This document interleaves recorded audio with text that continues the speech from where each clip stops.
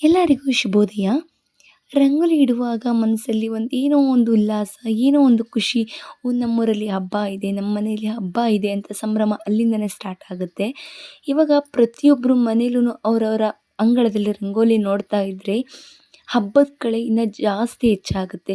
ಹಾಗೆ ಇವಾಗ ನಾನು ನಮ್ಮ ಮನೇಲಿ ರಂಗೋಲಿ ಹಾಕ್ತಾ ಇಲ್ಲ, ನಾನು ಬೇರೆಯವ್ರ ಮನೇಲಿ ರಂಗೋಲಿ ಹಾಕ್ತಾ ಇದ್ದೀನಿ. ಯಾಕೆ ಅಂತೇಳಂದರೆ ಅವ್ರು ನನಗಿನ್ನ ಚೆನ್ನಾಗಿ ಹಾಕ್ತೀಯಾ, ಬಾ ಹಾಕು ಬಾ ಅಂತೇಳಿ ಕರೆದಿದ್ರು. ಹಾಗಾಗಿ ನಾನು ಅವ್ರ ಮನೆಗೆ ಹೋಗಿ ರಂಗೋಲಿ ಹಾಕ್ತಾ ಇದ್ದೀನಿ. ನಮ್ಮ ಮನೇಲಿ ನಮ್ಮ ತಂಗಿ ಹಾಕಿದ್ದು.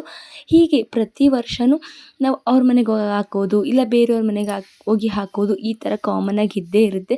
ನಾವೆಲ್ಲ ರಂಗೋಲಿ ಎಲ್ಲ ಮುಗಿಸ್ಕೊಂಡು ಹೋಗೋ ಅಷ್ಟೊತ್ತಿಗೆ ಬೆಳಕಾಗೋಗಿರುತ್ತೆ, ಅಷ್ಟು ಲೇಟ್ ಆಗಿಬಿಡುತ್ತೆ. ಅದಾದಮೇಲೆ ಮನೆಗೆ ಬಂದುಬಿಟ್ಟು ಅಡುಗೆ, ಹಬ್ಬದ ಸಂಭ್ರಮ ಗೊತ್ತಲ್ವಾ, ಹಬ್ಬದ ಅಡುಗೆ ಎಲ್ಲ ಮಾಡೋದಿರುತ್ತೆ.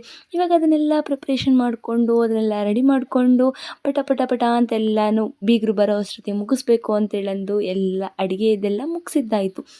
ಇವಾಗ ಮನೆಗೆ ಪೂಜೆ ಅದು ಎಲ್ಲ ಸಂಜೆ ಮಾಡ್ಕೋತೀವಿ ನಾವು. ಹಾಗೆಯೇ ಇವಾಗ ಗೋವಿಂದ ಅಂತೇಳಂದು ಹೇಳ್ತಾರೆ. ಇವರಿಗೆ ಮುದ್ರೆ ಹಾಕಿಸ್ಕೊಂಡಿರ್ತಾರೆ. ಅವರಿಗೆ ಮನೇಲಿ ಕರೆದು ಅವರಿಗೆ ಪೂಜೆ ಮಾಡಿ ಎಡೆ ಹಾಕಿ ಅವರಿಗೆ ಮನೇಲಿ ಗೋವಿಂದ ಅಂತ ಹೇಳಿ ಹೋದರೆ ನಮ್ಮ ಮನೆಗೆ ಒಳ್ಳೆಯದು ಅಂತ ನಂಬಿಕೆ ಇದೆ. ಹಾಗೆ ಈ ಹಬ್ಬದಲ್ಲಿ ಅವ್ರನ್ನ ಕರೆದ್ಬಿಟ್ಟು ಅವರಿಗೆ ಪೂಜೆ ಮಾಡಿಸ್ಬಿಟ್ಟು ಆ ಬೆತ್ತ ಅಂತ ಇದೆಯಲ್ವ ಅದನ್ನು ಪೂಜೆ ಮಾಡಿ ನಾವು ಅದರಿಂದ ಆಶೀರ್ವಾದ ತಗೊಂಡು ಈ ಥರ ಎಲ್ಲ ಮಾಡಿ ದೇವಸ್ಥಾನಕ್ಕೆ ಹೋಗಬೇಕಾಗುತ್ತೆ. ಅಲ್ಲಿವರೆಗೂ ನಮ್ಮಲ್ಲಿ ಯಾರು ದೇವಸ್ಥಾನಕ್ಕೆ ಕೂಡ ಹೋಗಲ್ಲ. ಇವಾಗ ನಾವು ದೇವಸ್ಥಾನಕ್ಕೆ ಹೋಗಲಿಕ್ಕೆ ಈ ಥರ ರೆಡಿಯಾಗಿದ್ದೀನಿ. ನನ್ನ ಔಟ್ಫಿಟ್ ಹೀಗಿದೆ. ಇವಾಗ ನಾವೆಲ್ಲ ದೇವಸ್ಥಾನಕ್ಕೆ ಪೂಜೆ ಸಾಮಾನು, ಹೂವಿನ ಹಾರ, ಅರಿಶಿನ, ಕುಂಕುಮ ಇದನ್ನೆಲ್ಲ ತೊಗೊಂಡು ಹೋಗ್ತೀವಿ. ಮೇಯ್ನಾಗಿ ಅರಿಶಿನ ಮತ್ತು ಎಣ್ಣೆ ಇದೆರಡು ಮುಖ್ಯವಾಗಿ ಅದನ್ನು ಕಲಿಸ್ಕೊಂಡು ತೊಗೊಂಡು ಹೋಗ್ತೀವಿ.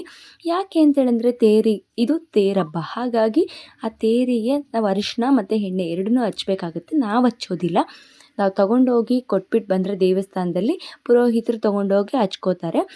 ಇಡೀ ಊರೆಲ್ಲರೂ ತೊಗೊಂಡೋಗಿ ದೇವಸ್ಥಾನದಲ್ಲಿ ಕೊಡ್ತೀವಿ. ಅದನ್ನೆಲ್ಲ ಮಿಕ್ಸ್ ಮಾಡಿಕೊಂಡು ತೇರಿಗೆ ಹಚ್ಕೋತಾರೆ. ಅದಾದಮೇಲೆ ನಾವು ದೇವಸ್ಥಾನಕ್ಕೆ ಹೋಗಿ ಸಂಬಂಧಿಗಳನ್ನೆಲ್ಲ ಮೀಟ್ ಮಾಡಿ, ಮತ್ತು ಊರಲ್ಲಿರುವಂಥ ಫ್ರೆಂಡ್ಸು ಮತ್ತು ಊರಲ್ಲಿರುವಂಥ ಜನಗಳು ಅವ್ರನ್ನೆಲ್ಲ ನೋಡ್ತಾ ಇದ್ದರೆ ಏನೋ ಒಂಥರ ಖುಷಿಯಾಗುತ್ತೆ. ನಮ್ಮೂರು, ನಮ್ಮ ಮನೆ, ನಮ್ಮ ಜನ ಅನ್ನೋದು ಮನಸ್ಸಲ್ಲಿ ಹೇಳೋಕ್ಕಾಗದಿರೋ ಅಷ್ಟು ಖುಷಿ ಬಂದುಬಿಡುತ್ತೆ. ಅದನ್ನೆಲ್ಲ ನೋಡಿಕೊಂಡು ಅವ್ರ ಜೊತೆ ಎಲ್ಲ ಮಾತಾಡಿಕೊಂಡು ಮತ್ತೆ ಮನೆಗೆ ಬಂದಿರೋ ಪ್ರತಿಯೊಬ್ಬರಿಗೂ ನಾವು ಏನು ಅಡುಗೆ ಮಾಡಿರ್ತೀವೋ ಅದನ್ನೆಲ್ಲ ಬಡಿಸ್ಬಿಟ್ಟು ಅವರಿಗೆ ಊಟ ಆದಮೇಲೆ ನಾವು ಕೂಡ ಊಟ ಮಾಡೋದರಲ್ಲಿ ಅವ್ರು ಹೇಳೋ ಒಂದು ಮಾತಿರುತ್ತಲ್ವ, ಅಡುಗೆ ಮಾತ್ರ ತುಂಬ ಚೆನ್ನಾಗಾಗಿತ್ತು. ಆ ಒಂದು ಮಾತಿಗೋಸ್ಕರ ಇಡೀ ದಿನ ಕಾಯ್ಕೊಂಡು ಅಡುಗೆ ಎಲ್ಲ ಮುಗಿಸ್ಕೊಂಡಿರ್ತೀವಿ.